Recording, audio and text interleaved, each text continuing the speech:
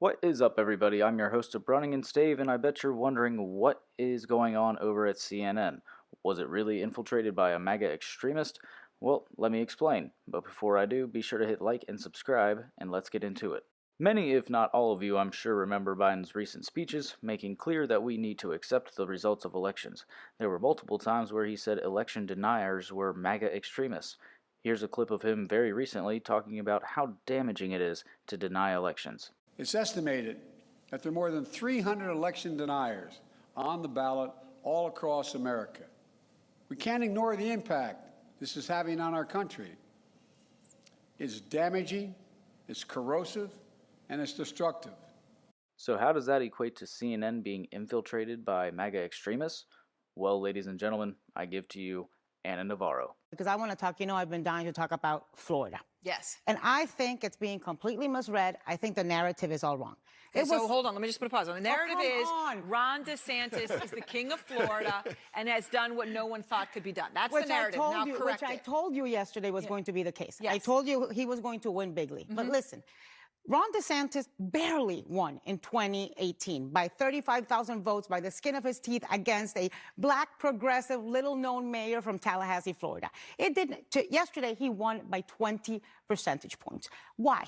Because he gamed the system.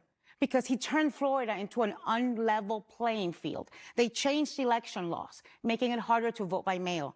They paraded a bunch of people, black people, that they arrested for voting fraud, and paraded them in front of national media.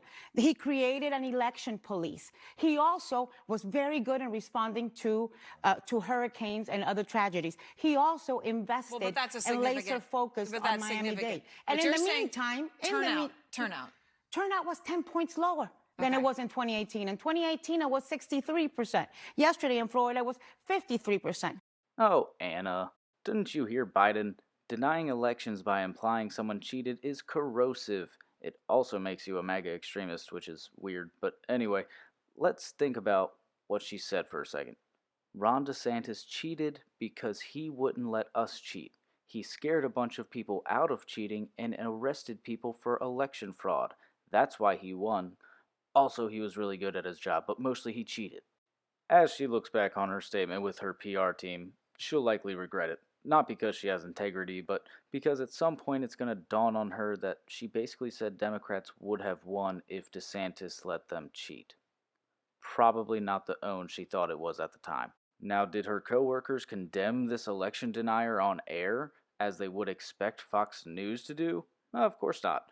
The host did hurry the subject along, which was hilarious to watch the panel squirming as she talked her way into a corner. What's also funny is she said voter turnout was 10% lower than in 2018 because the press kept talking about a red wave. She called it voter suppression. Couple things wrong with this. First of all, DeSantis won by over 1.5 million votes. Even if that extra 10% went completely for Christ, he still lost. Next, if the press talking about a red wave is voter suppression, then what do you call the press refusing to talk about Hunter Biden's laptop until after elections were over? I personally call it tampering, but hey, the past is the past.